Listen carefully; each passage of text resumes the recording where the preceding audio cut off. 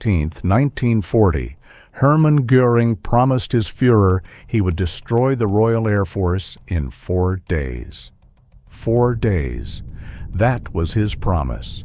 He commanded the Luftwaffe, the most powerful air fleet ever assembled. Nearly 2,600 bombers and fighters stood ready across the channel. And you, standing on the coast of Kent, would have seen them coming.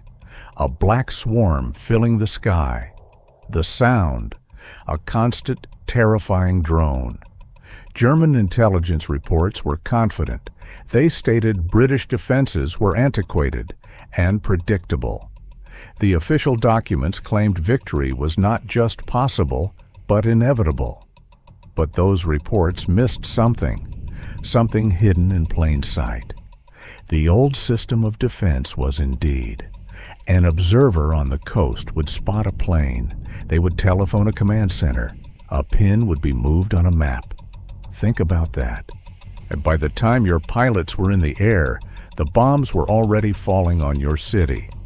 It was a system designed for a different war.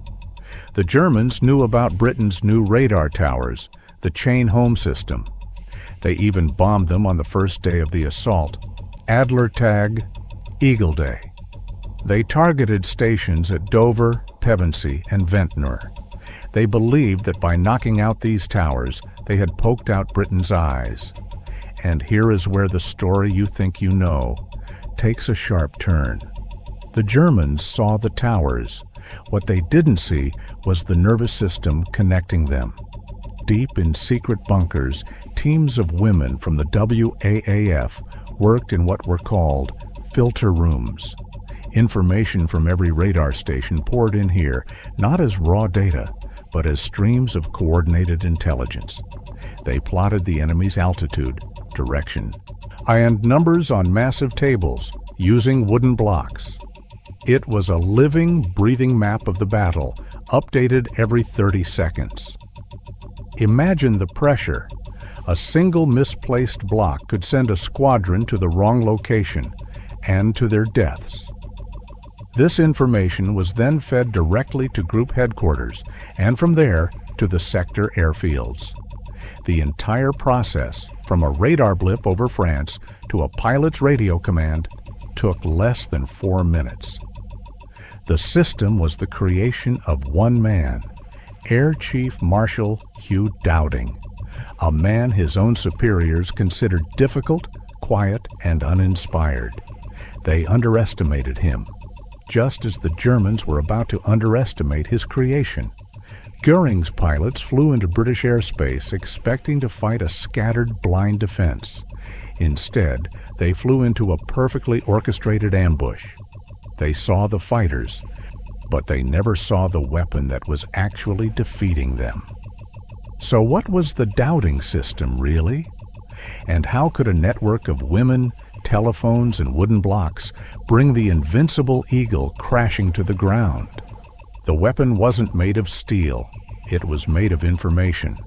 A relentless, real-time flow of data, interpreted and weaponized by thousands of people working in perfect synchronization. It was a machine, built from human parts. And to understand it, you have to go inside, deep underground.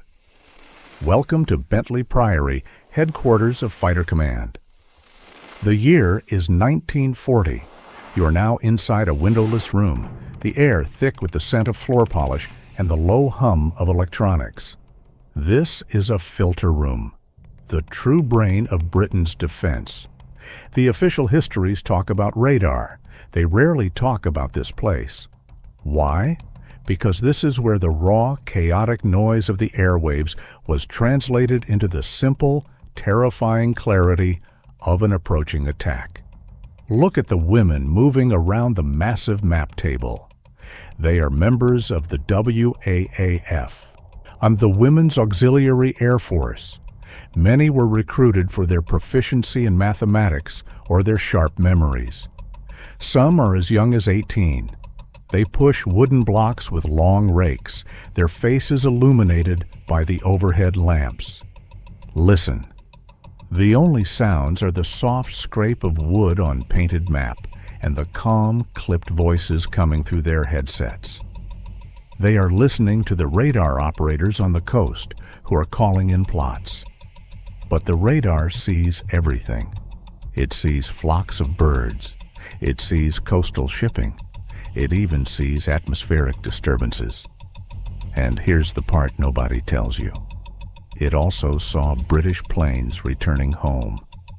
The job of these women was to filter the truth from the noise, to distinguish a squadron of Messerschmitts from a flight of Spitfires running low on fuel. A single mistake could scramble Britain's fighters against their own pilots. And now, watch how they do it. A voice crackles in a plotter's ear. Hostile 2 to 5, 30 plus, Angels 1 to 5. Think about what that means. It's a language of survival. Hostile 2 to 5 is the raid's unique identifier. 30 plus means more than 30 enemy aircraft have been counted, and Angels 1 to 5 is their altitude, 15,000 feet. The plotter places a colored counter on the grid. The color indicates the altitude.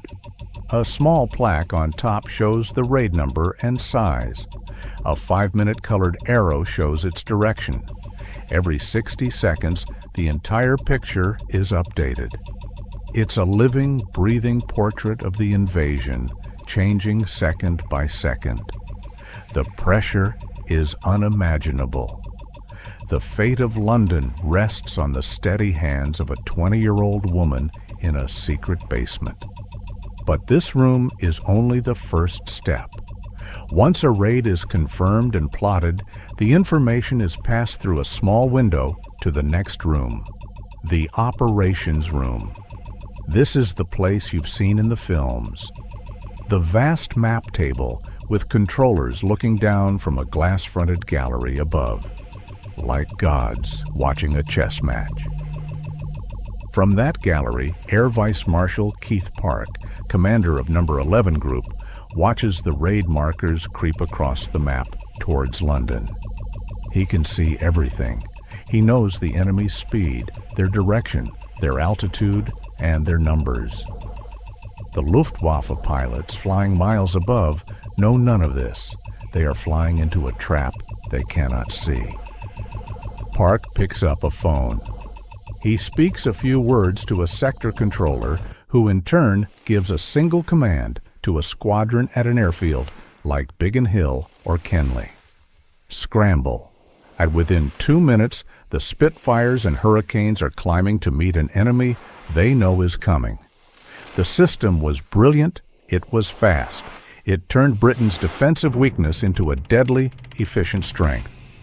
But the official documents, declassified only in recent decades, tell a story of constant gnawing fear among Dowding's senior command. They knew the system had a secret, a vulnerability so profound, so simple, that they lived in daily terror of the Germans discovering it by accident. It wasn't the radar towers, which could be repaired. It wasn't the command bunkers, which were heavily fortified.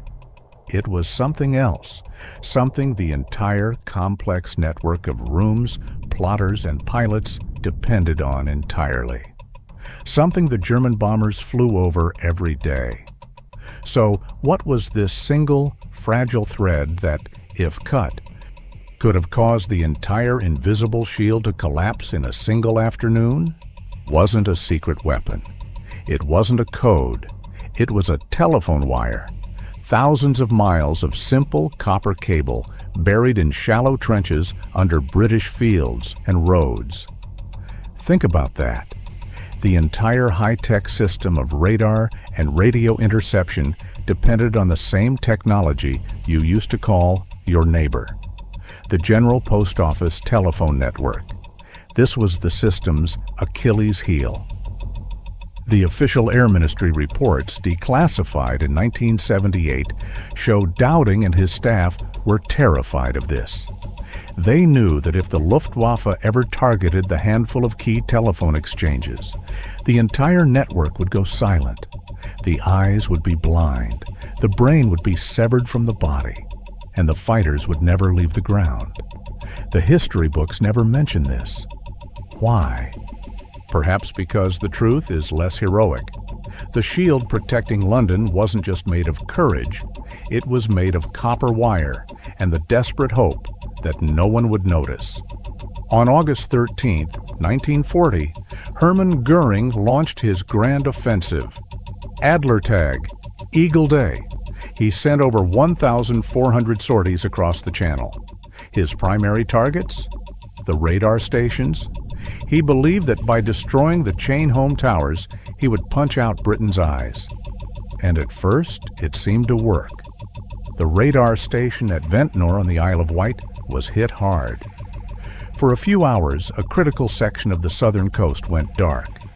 You can imagine the momentary panic inside Bentley Priory. A huge gap had just appeared in their invisible shield. But the system was designed for this. Information from adjacent radar stations was rerouted. Plotters used estimation and triangulation to fill in the gaps. And on the ground, post office engineers, working under fire, were already splicing cables. Ventnor was back online in less than a day.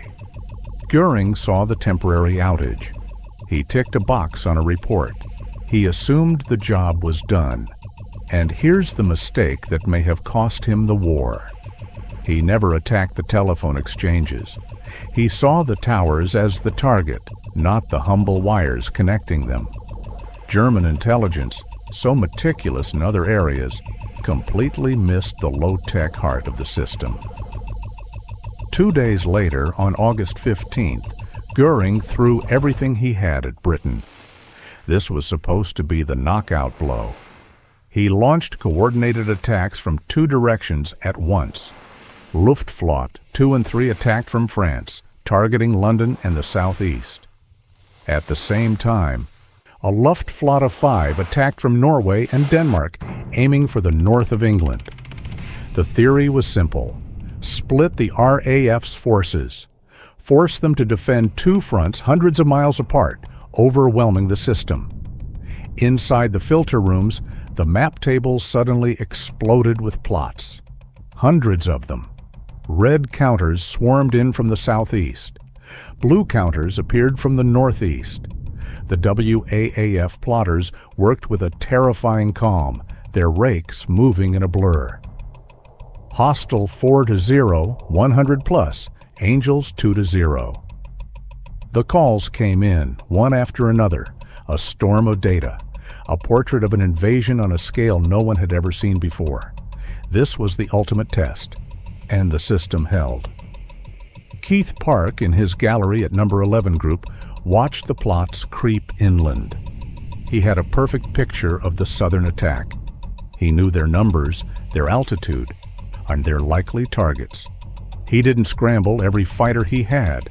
That was the German expectation. Instead, he met each raid with a force just large enough to break it up and inflict damage, always holding squadrons in reserve. It was a masterpiece of economy and control. Meanwhile, in the north, the commanders of number 13 Group saw the attack from Norway coming from over 100 miles away. They had all the time they needed. When the German bombers arrived, having flown for hours over the cold North Sea, they weren't met by a scattered defense. They were met by 7 squadrons of Hurricanes and Spitfires, perfectly positioned and waiting for them. The German pilots were stunned. They had been told the north was undefended. They flew into a buzzsaw. By the end of the day, the Luftwaffe had lost 76 aircraft. The RAF lost 34.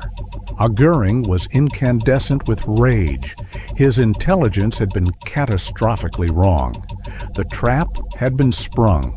The Dowding system had faced its fiercest test and had not just survived, it had triumphed. You would think the man who built this shield would be celebrated as the savior of Britain. You would be wrong. And here is the part of the story that is rarely told.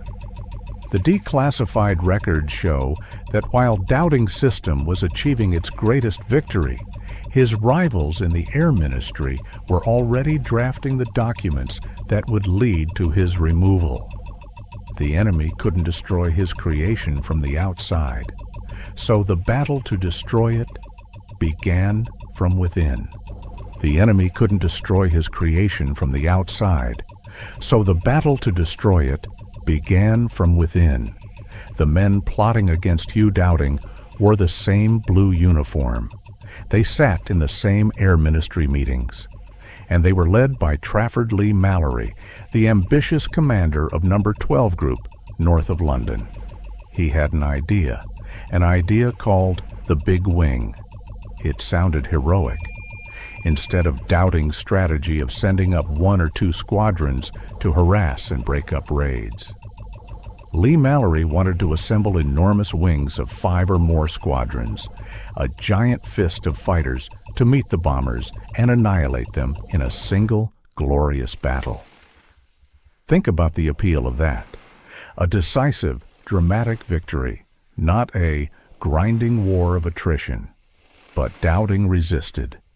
He knew the Big Wing took too long to assemble.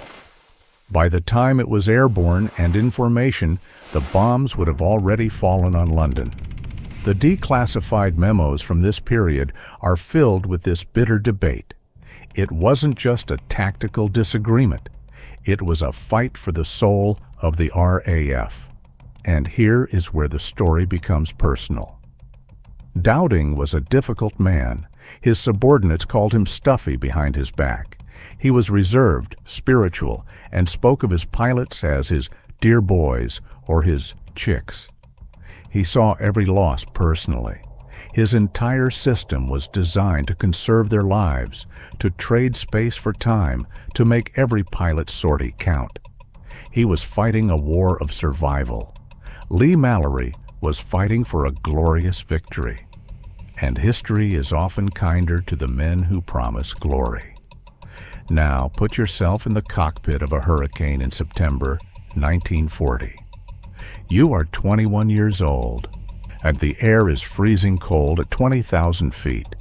Your world is the rattling canopy and the constant smell of oil and cordite. You are exhausted.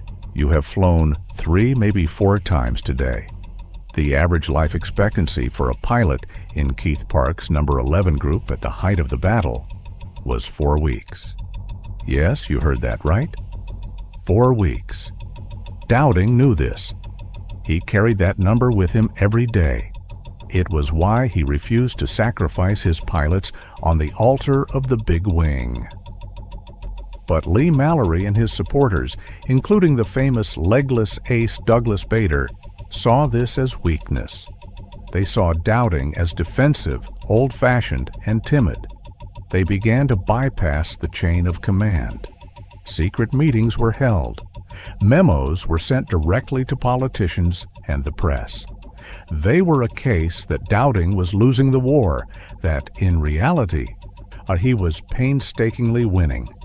They were creating an alternate narrative. This is the part of the story that doesn't appear on the memorials. While young men died in the skies over Kent, other men fought with whispers and ink to tear down the commander who was keeping them alive. On September 15, 1940, the system faced its ultimate test. The Luftwaffe launched a massive daylight raid on London, convinced the RAF was broken. Dowding's system met them perfectly. Every raid was tracked, intercepted, and broken. The Luftwaffe lost 60 aircraft. The RAF lost 26. The invasion of Britain was postponed indefinitely. It was Dowding's greatest victory, the ultimate vindication of his methods, and it sealed his fate. With the immediate threat over, his enemies moved in. On November 24, 1940, Air Chief Marshal Hugh Dowding received a short, cold telephone call. He was being relieved of his command. There was no parade, no public ceremony. The architect of Britain's salvation was quietly dismissed. He had saved his country. He had won the battle. But what happens to the man who wins the war and loses his job the next day. What happens to the man who wins the war and loses his job the next day? Silence. Hugh Dowding was sent on a minor mission to the United States, then quietly forced into retirement in 1942. There was no victory parade for the architect of the victory, no public ceremony, just a closed door. His rival, Trafford Leigh-Mallory, was promoted to take over fighter command. And here's the part of the official record that is rarely examined. Leigh-Mallory immediately implemented his big wing strategy. The result? Higher British casualties and no significant improvement in German losses. The data proved Dowding had been right all along, but the data no longer mattered. Politics had won. Dowding, the master of a logical, information-based system, spent his remaining years writing books on spiritualism.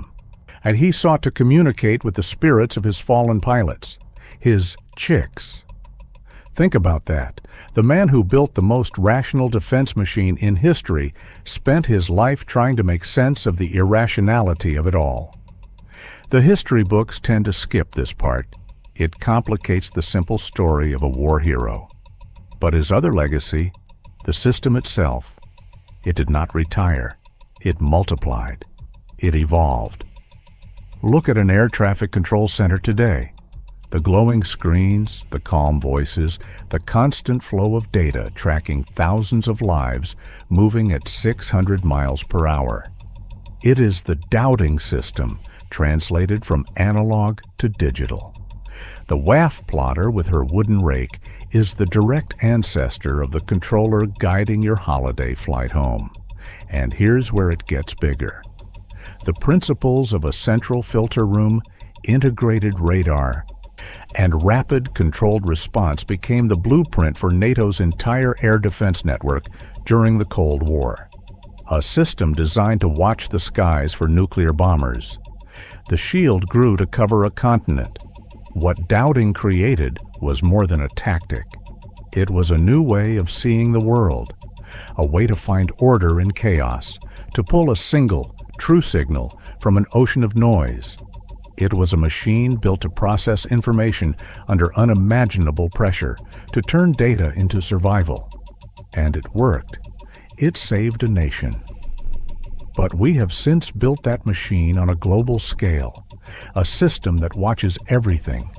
It filters not just aircraft, but your emails, your purchases, your movements. The data flows into centers far larger and more secret than Bentley Priory, and decisions are made in microseconds.